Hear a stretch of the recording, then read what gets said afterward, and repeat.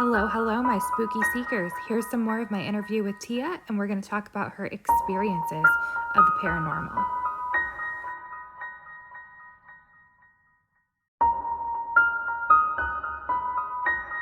These weird dreams about this very derelict, broken down old farmhouse by my elementary school. I'm like, promise, these all connect. Yeah, you're like, what? But you're at the time probably like, why? Yes, I'm like, why now am I dreaming of this? This is so weird. And I'm like, maybe it's just because I'm stressed or whatever. Yeah. But this woman, I remember sitting out on recess because we were kitty corner to that house. Yes. And every time we would drive by it, it just gave me the creeps. And there's all kinds of theories, the same thing, stories about right. But what you just happened felt to the people in that house. that it was weird. You just felt weird about the situation. And it felt weird. It just would every time we were getting near it, I was sick to my stomach. Yeah. And I would always be drawn to look into the one top window. Yeah. And every time there's this creepy old grayed out woman. I can't even tell you. Not very distinct facial features. No. You can't see her eyes, you can't see her mouth. And she just, emanates sorrow, sadness. Yeah. Just heavy. Very heavy.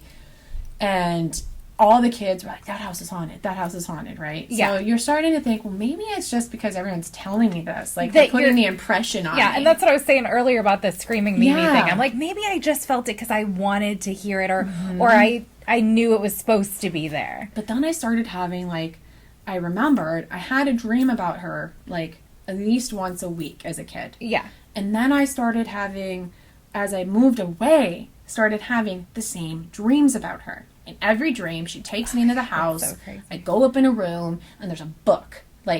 And she wants me to read this book. And she would sit down in the parlor area and just moan until I went up there, and then she'd meet me up there, and she kept bringing me to a book and wants me to read out of this book. Yeah. And I'm at least subconsciously enough as a kid, I was again, I know enough about scary movies. I'm not going to do this. You're not going to do it because that's what it wants you to do.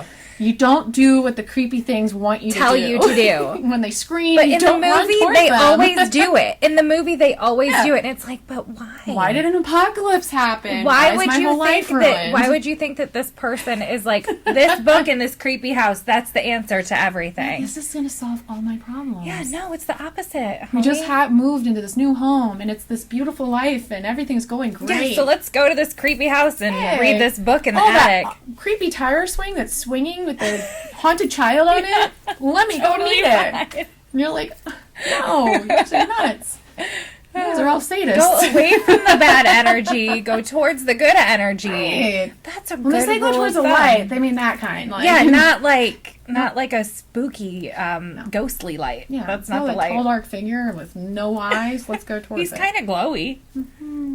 But yeah. So, again, I want to say it over years. It wasn't, 2 years, 1 year, Yeah. whatever.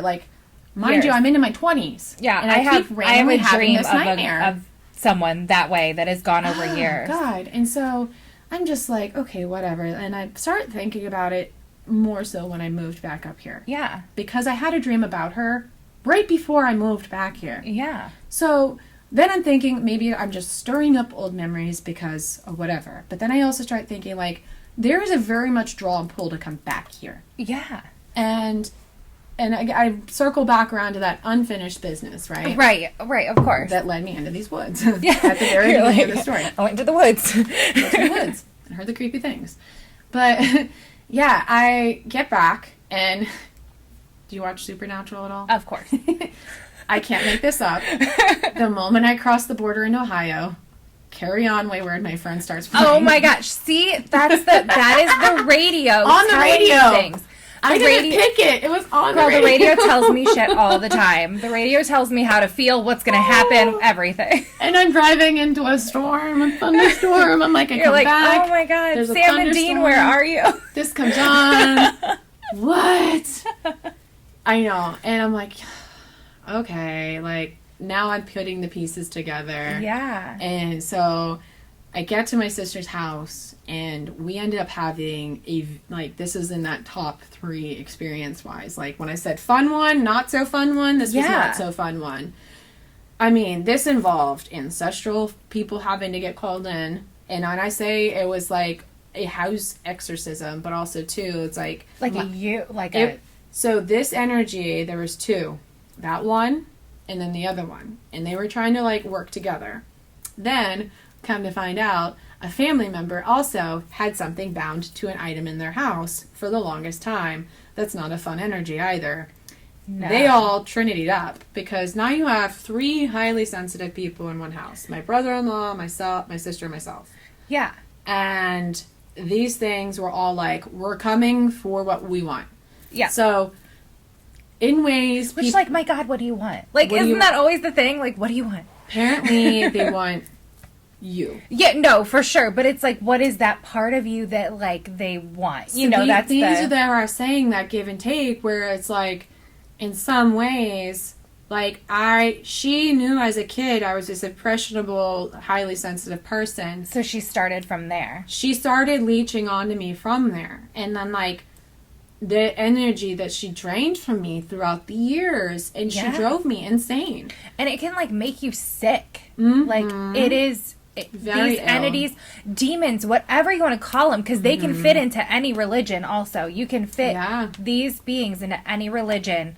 They siphon. They suck things out of you. They can make you physically ill, make you more susceptible to mental illness, to everything. They've been even known in other cultures to cause like paralysis, you know? And so it feeds off of you energetically. And I just get there and I'm like, I knew something was off. And I'm like, that whatever you have put bound is not bound anymore. I'm waking up to, like, people sitting on the edge of my bed. I'm waking up to people walking past me. Yeah. And then to find out they're home. There was an older couple there, and there was a young boy that was tied to that land. So they passed in whatever way they did. Yeah. But they were, like, the house protectors. Well, these little things I was experiencing at night, I saw the tall, dark figure again. I'm dreaming about the lady again. But then I'm having the little boy sit there playing with the car at the edge of my bed. Yeah. And then you have the older man who's, like, watching over your shoulder at all times. You'd see him in the windows. You'd feel him behind you. And then the older lady, I wake up, like, to her petting my hair in the middle of the night. And I see her. I walked by, like, going to the bathroom, and there she is by my sister. There she is by my nephew. And then the little boy kept coming around. Well, they were trying to warn us and protect us. Yeah, we don't like this here. Yeah. There's something going on here, like we're staying here near you to protect the situation. And then I found out too, on top of all this, it's like, oh my gosh, like we're just I hate to sound so like cliche, but we are going into like the fall equinox as all this is going. So you think veil thinning, everything. It's just absolutely. all leading up to this peak moment. And my sister ended up getting something that came from one of her coworkers onto her. And it was just festering in her. Like, you could look at her and it was like she had like this black goo attached to her. And I'm like, oh my gosh, like normally this very like just go with the flow, hippy dippy like woman is now just like withdrawn and sullen and anxious and self-doubt, and you're just like, you know, you think of Spawn and all of that, like that, and Predator, like that's how they all are.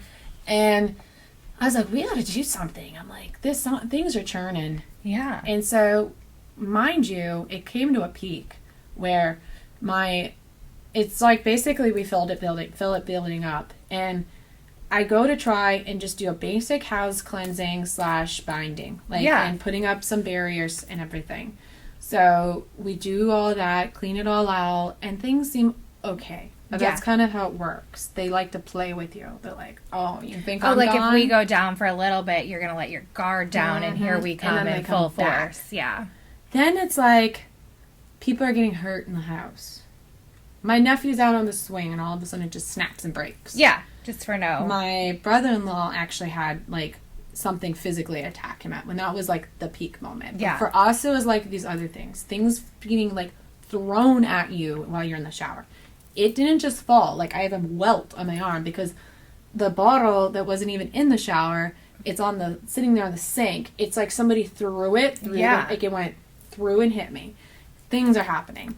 And then I finally was like, I tell my brother-in-law, like, something's not right. Yeah. He goes, I know, and I wish you guys would have told me more earlier. I'm like, well, when's a good time to say like, this crazy shit is crossroad going on, demonic you know? entity / sorry. weird creepy old lady / whatever you have. Didn't mean to bring you into it, bud. Like, I don't know. I thought you said you had everything worked out, you know, like, because he's like, I'm good. He wasn't good the whole time. He was having stuff going on too. So I was like, brother, come on now. We're all in the same boat here. Yeah. And it came down to where it was an all-night thing. We had to basically take it and put it into something, like a vessel. Okay. Because you can't destroy the energy. You're like a Horcrux, right? Yeah. But she goes all Harry Potter. Harry Potter stuff. She knows. You know. So you put it in that. However, it didn't want that. And it actually shattered it. I'm watching it, like this little like stone that we had that we put it in, just completely obliterate itself, exploded right in front of my eyes. That's crazy. And then that's when we're like, ooh. And then I watched as that happened. So we had the fire outside. This is happening. It then came out and it ends up going into the ground. But the problem is now that it's in the ground, it's going to be still able to affect the house. Yeah. As this is all going on, I could see in the window them pacing. The old couple's pacing and the little boy's peeking out the window kind of thing. It's like, mind you, like this time where it's like hot in the day, cold at night. So there's like kind of like the mist. Like you can see these little handprints on the window. Yeah. And we're doing all of this and had to get it out of there, get it away. Well, we think we get it all gone, right? Yeah. And it actually ends up raining that night, which was great because we're like, just wash it out. Wash it away. He wakes up suddenly to somebody like shaking him on the couch. And he wakes up and it's the little boy. And he like, the little kid writes it out on a paper. Like, literally handwriting. And it's saying like, you know, there's the happy lady, which is my sister. And then there's the powerful lady, which is me. And then he's the friendly man. And he's like, friendly or like powerful woman, not okay. Or lady, not okay. She's still hurt. They still have her. And I'm in the middle of the night. I was tossing and turning. And like, these things were like right in front of me. Like just circling the bed. And I'm just like, oh gosh. Like, you know, thinking it's just the residual stuff going away. Yeah. And or even just you just like so exhausted and my stressed out. left leg hurt so bad throughout the whole night. And I'll get to that. And like, so it's the little kid tells him that like, when I thought I got rid of everything, I didn't. And so it attached to you. It then just hopped to me from him. And it wasn't my thing. Like my stuff was finally gone, but it was his thing. Yeah. And my thing was just kind of like, you could hear it in the back where it's like, I have like a little plexiglass between us. So it means he's like away from me, but like it can go wherever it wants. But if you are so like down, it's going to come back in because this other entity has you or whatever. Yeah. So whatever he had to like send another thing in and pull it out, put it in that, put it back in like a container. And then we buried it in the fire pit at this point. Yeah. So that way it's just done. It's under like a different element. It's good to go. Yeah. And what to find out was the way he did it, he just kind of like rolled it into the room. And where it had fallen was where my left leg was. So that like ache and pain that I'm feeling. Is that pulling out? And I didn't know this until I wake up, and I'm like, oh my gosh, my leg's because if killing he'd me. have told you, it would have been like even. He's like, I just don't even want to deal with this. And like, I'm just gonna make it done. But the little boy and the older couple, they ended up like he stayed, but they crossed over that night. Oh, good. And because when everything was done, and like before I went to sleep. We're sitting there and we see him, the little boys like clapping in the window. Yeah. And we could see them and then they just kind of faded away and like we didn't feel them ever again. Like, but like the little boy hung around because my nephew, like he liked to play with them. Yeah. Well, and I think kids like feel like they want child spirits. I feel like they want to have more of a life even if it's after. Yep. So eventually they may pass on, but I feel like they stick around more to have more of a life on this plane. Oh, of course. And like you would hear my nephew like, he's not mostly like nonverbal right now, Yeah. but like you would hear him giggling and like seeing him playing. Yeah, and like that And you would know it was something him. is there. Yeah. Well, I think for that one, we're going to stop here with the experiences, Yeah. and that was awesome, and we'll be back again.